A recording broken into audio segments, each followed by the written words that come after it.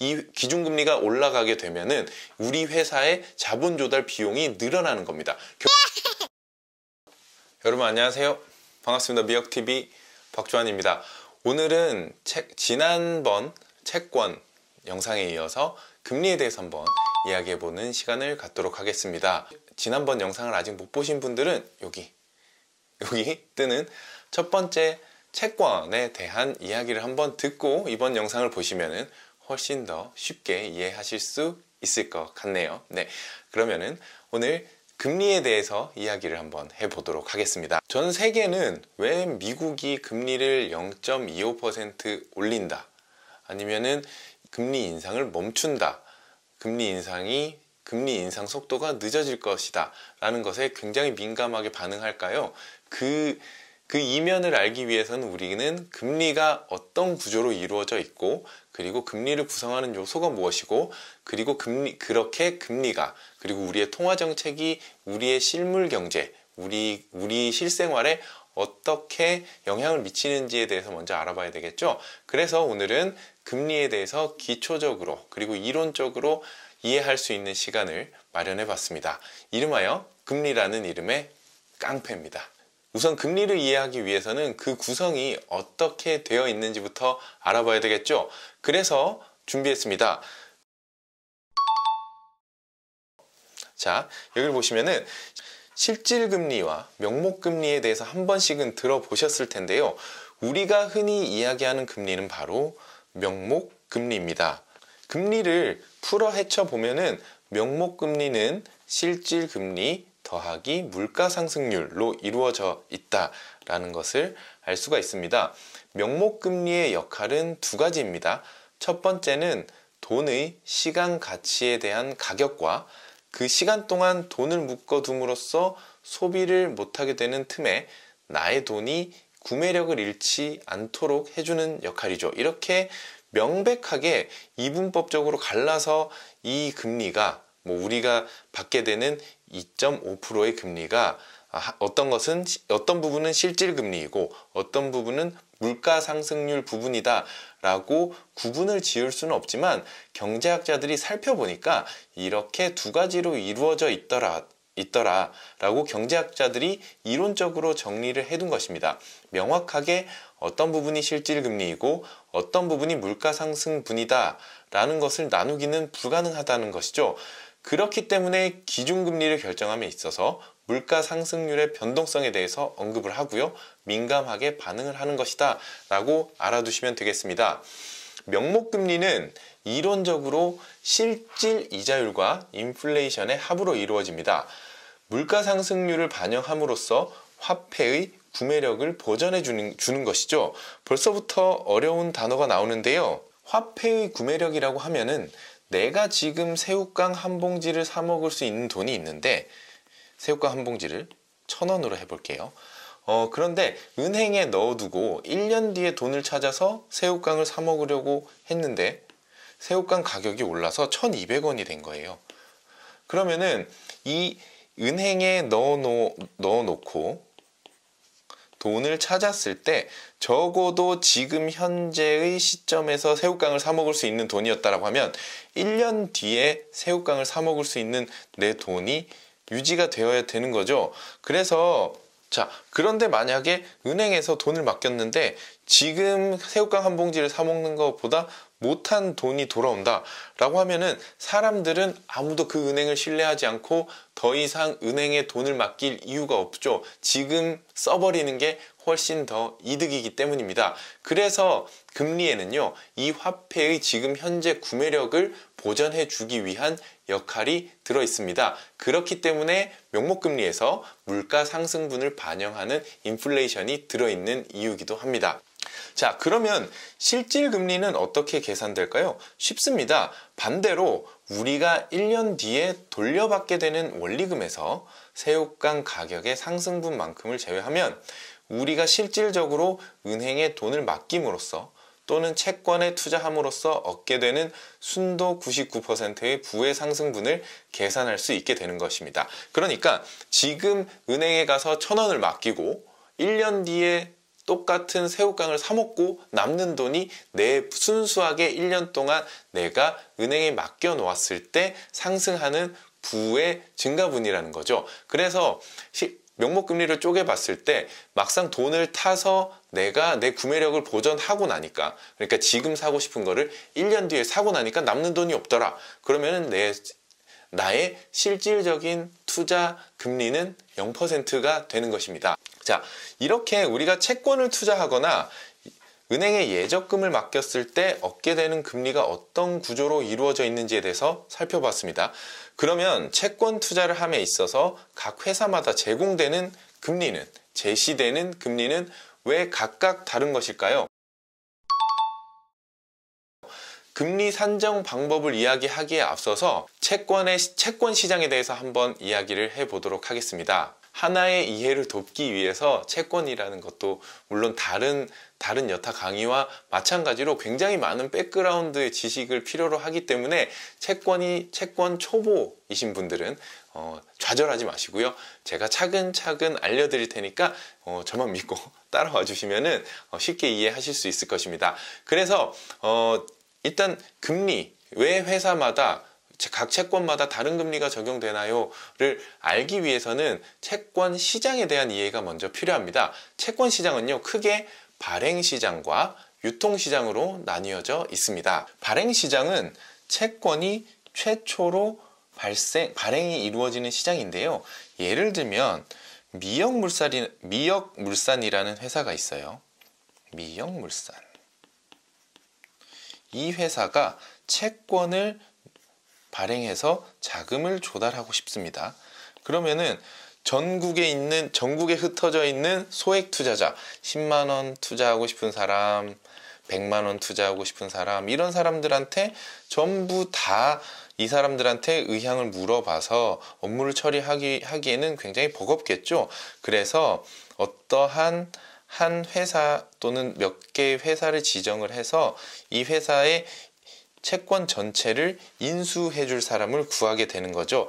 예를 들어서 미역물산이 100억을 조달하는데 A증권사, B증권사, 아니면 또 연기금이 될 수도 있고요. 연기금, 이런 회사들이 직접적으로 입찰을 합니다. 우리에게 이걸 주세요 라고 해서 미역물산에서 100억을 조달하고 그 발행 당일에 채권을 주게 되고요. 그리고 A, B, 그리고 이런 기관 투자자들이 현금을 보내주게 됨으로써 채권이 조달되게 됩니다. 발행이 되는 거죠. 자, 이렇게 발행하면은 이렇게 A, B, 연기금 이런 회사들이 가지고 있다가 갑자기 이걸 팔고 싶거나 아니면 이걸 현금화하거나 이걸 다른 자산으로 교체를 하고 싶다든지 각종 니즈가 발생을 하겠죠. 그리고 이렇게 10만원 투자하고 싶은 사람, 100만원 투자하고 싶었던 사람들은 계속해서 이 미역물산의 채권을 계속 갖고 싶어 하겠죠. 그러면은 거래가 이루어지는 겁니다.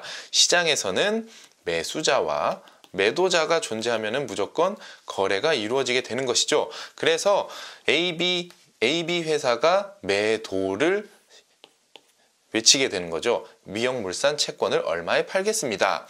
그러면은 매수자도 본인이 원했던 적정 가격 수준이다 라고 하면은 미역물산의 채권을 사게 되는 거죠. 이러한 거래가 이루어지는 것을 유통시장이다 라고 보시면 되겠습니다.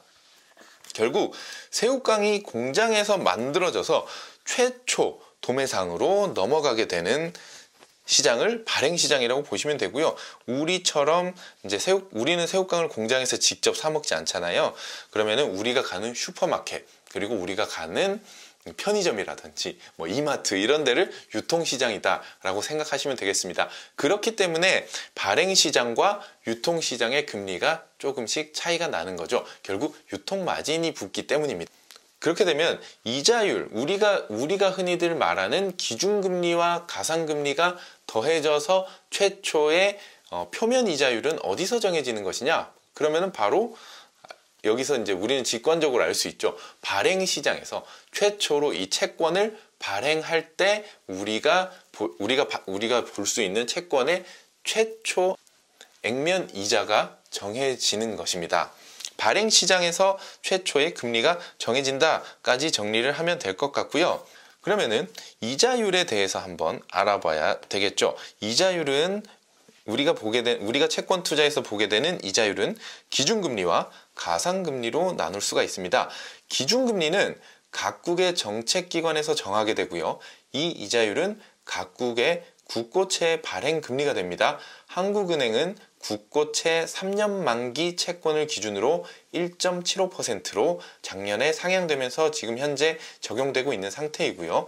한국의 기준금리 결정기관은 금융통화위원회입니다. 줄여서 금통위라고도 하는데요. 이 금통위와 관련된 뉴스와 일정은 한국은행 홈페이지에서 쉽게 확인하실 수 있습니다.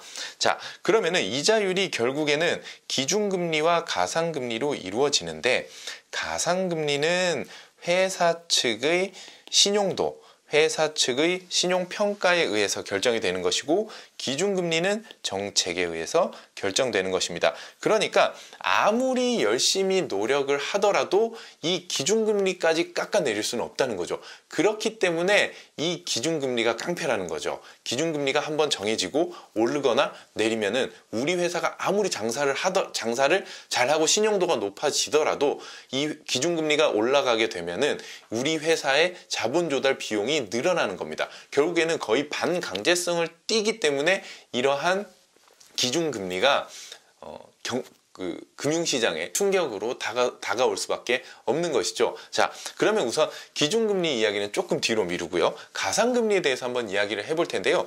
가상금리는 결국엔 즉 리스크 프리미엄입니다. 회사의 신용도를 반영해서 이제 금리가 얹혀지게 되는 건데요. 예를 들어서 좀 전에 말씀드렸던 미역물산이 채권을 발행하고 싶으면은 2개에서 3개의 신용평가 기관에서 신용평가를 의뢰하게 됩니다. 신용평가를 의뢰하게 되는데, 한국에는 한국신용평가, 나이스신용평가, 한국기업평가 이렇게 3개의 기관이 대표적입니다. 여기에서 미역물산의 신용 등급을 매기게 되겠죠. 회사마다 상이하지만 A, B, C 이렇게 알파벳으로 매겨지고요. 각 등급마다 세부 등급이 존재하게 됩니다. 우리가 많이 들어봤을 거예요. 우리가 흔히들 접할 수 있는 S&P, 무디스, 피치 이런 회사들이 전 세계적으로 유명한 각 회사뿐만 아니라 각 국가의 신용 등급을 매기는 신용평가 기관이고요. 한국은 조금 전에 말씀드렸던 3개의 기관이 대표적입니다. 자, 최상위 등급은 기준금리와 거의 비슷한 발행금리가 나오게 되겠죠, 결국에는. 하지만 등급이 낮아지면 낮아질수록 부담해야 되는 가산이자는 굉장히 높아집니다. 왜냐하면은 시장에서 삼성전자랑 미역전자랑 놓고 봤을 때 삼성전자는 기준금 망하지 않을 거다라는 생각이 있기 때문에 국고채와 거의 비슷한 금리를 주더라도 기꺼이 빌려주겠지만, 미역전자는 뭘 만드는지도 모르는 회사이기 때문에 제가 미역전자에서 3%의 돈을 100억 빌려주세요 하면 아무도 안 빌려주겠죠. 그러면 20%, 30% 이렇게 빌려드릴 테니까 빌려주세요 라고 하면은 몇몇 분들이 혹시 대박 날 수도 있으니까 이러면서 정급본드 수준의, 그러니까 거의 투기 등급 수준의 미역전자에다 투자를 하게 되는 겁니다. 여러분들 이 이야기는 굉장히 어디서 많이 들어보셨을 법한 개념인데요. 네, 여러분들이 생각한 그게 맞아요. 네, 하이 리스크, 하이 리턴입니다. 하이 리스크, 하이 리턴 개념이 이 채권 투자에도 적용이 되는 거예요. 결국 이 회사에 내가 채권에 투자하는 회사의 리스크가 높으면 높을수록, 높아지면 높아질수록 내가 돌려받게 되는 이자율은 그만큼 높아야 된다라는 상관관계를 여기에서도 확인할 수가 있습니다. 애초에 기준금리는 결국엔 그러면 다시 기준금리 이야기로 돌아와서, 애초에 기준금리는 채권과 대출, 예금의 기초적인 레벨을 정하기 때문에 전 세계 금융과 연관된 채권자들이 기준금리에 민감할 수밖에 없는데요. 자, 여기까지만 보면 기준금리는 발행시장에만 영향을 미치는 것이 아니냐, 그냥 유통시장과는 무관한 것이 아니냐라는 생각을 하실 수도 있어요. 유통시장과 기준금리에 대해서 한번 이야기를 해보도록 하겠습니다. 자, 발행시장에서는 새로운 채권이 탄생을 하는 것이고요. 유통시장에서는 기존에 태어난 채권들이 만기가 될 때까지 계속 거래가 일어나는 겁니다. 물론 거래가 잘 이루어지지 않는 채권도 있겠지만요. 그렇게 태어난 채권들이 새로 태어난 채권들과 지속적으로 비교가 되면서 가격으로 키를 맞추게 됩니다. 예를 들어서 새로 발행되는 채권은 시장의 니즈를 맞춰서 금리를 조정해서 발행이 되지만 이미 이자율이 픽스된 채권들은 결국에는 이 발행 시장에서 경쟁력을 지속적으로 유지하기 위해서는 표면금리를 조정할 수 없기 때문에 전체적인 채권의 가격으로 오르락 내리락 하면서 투자 수익률에 대한 키를 맞추게 됩니다. 자, 여기서 수익률과 가격에 대한 개념을 끌어가야 되는데 채권 영상의 제일 끝부분에 닭과 계란 이야기를 기억하실지 모르겠는데요. 결국에는 채권의 이자율이 낮아지면은 가격이 올라가는 것이고 가격이 떨어지게 되면은 채권의 수익률이 올라가는 개념입니다.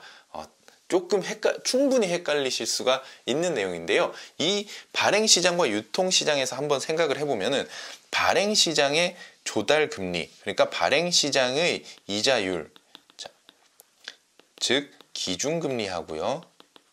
리스크 프리미엄을 포함한 전체 금리가 올라가면은 이전에 발생된 유통시장의 채권들은 그 가치가 하락할 수밖에 없습니다. 즉 지금 현재 시장에서는 타주할 만한 계란을 낳는 닭들이 등장했는데 내 닭은 기존의 계란만 낳고 있으니까 내 닭의 가치는 떨어지겠죠. 그러면은 사람들이 바라는 것은 내 닭이 타주할 만한 계란을 낳기 원하는데 지금 현재 내 닭은 타주할 만한 계란을 낳을 수 없기 때문에 결국 닭의 가격을 깎아서 매매를 할 수밖에 없는 상태다라고 이해를 하시면 조금 이해가 쉬우실 것 같습니다. 네, 이렇게 기준금리는요, 결국 발행시장에서 최초로 발행되는 채권의 표면 이자율에도 영향을 미치지만 뿐만 아니라 지금 현재 전체 시장에서 유통되고 있는 채권의 가격을 올리기도 하고 내리기도 한다라는 그런 영향력을 가지고 있습니다. 그러면은 도대체 왜 이렇게 그러면 그 채권 가격 오르고 내리는 게 얼마나 우리 전체 경제 시장에 금융시장에 큰 타격을 미치느냐, 조금은 의아하실 거예요. 왜냐면 우리는 주식시장은 흔히들 매일매일 지켜보고 거래가 있고 없고에 대해서 육안으로 보고 실제적으로 체감도 할 수 있지만 채권시장은 사실 개인 투자자들에게는 조금 먼 이야기이기 때문에 좀 어려우실 수 있어요. 그리고 절대 와닿지 않을 수 있습니다. 하지만 수치상으로 놓고 보면은요, 2018년 1월을 기준으로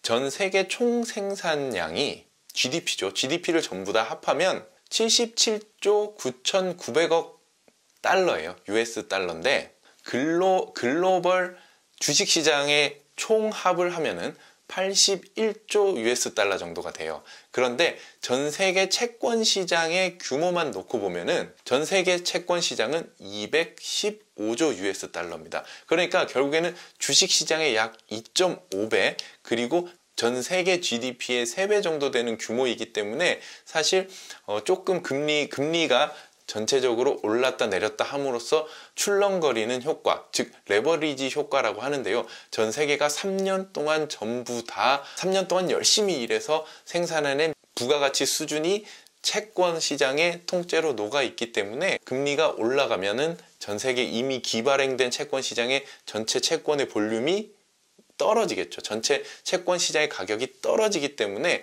기보유자들, 그러니까 215조 달러어치의 채권을 가지고 있는 사람들이 굉장히 민감하게 반응을 할 수밖에 없는 것입니다. 이러한 현상을 부의 효과라고도 하는데요. 내가 가지고 있는 자산의 가격이 어느 순간 갑자기 확 쭈그러들면은 사람들이 기업들은 투자를 줄이게 되고요. 그러한 액션들이 실물 경기에 영향을 미침으로써 경기를 축소시키기도 하고, 그 반대로 금리가 떨어져서 내가 가지고 있는 채권의 가격이 오른다든지 기초 자산의 가격이 오른다라고 하면은 더 많은 돈을 소비를 하고 기업들은 더 많은 돈을 투자를 함으로써 경기가 다시 한번 경기 사이클이 한번 올라가기도 하는 그런 역할을 하기 때문에 기준금리가 미치는 역할은 굉장히 크다라고 보실 수 있겠습니다. 기준금리는 적게는 하나의 나라, 크게는 전 세계의 금리, 즉 특정 시점 뒤에 돈의 가치를 결정하게 됩니다. 0.25%를 올리면 앞으로 발행될 채권 금리가 상승될 뿐 아니라 기존에 발행된 채권의 가격이 하락하게 되는 것이죠. 만기 보유를 위한 채권 투자자가 아니라 시세 차익을 노리기 위한 채권 투자자였다면 본인들이 갖고 있는 투자금의 큰 손실을 볼 수밖에 없는 국면이 지금의 금리 인상 사이클인 것이죠. 뿐만 아니라 가계부채, 즉 주택담보로 대표되는 개인대출의 경우에도 기준금리가 소폭 상승된다라고 하면 가계의 월간 캐시플로우에 영향을 미치게 되고요.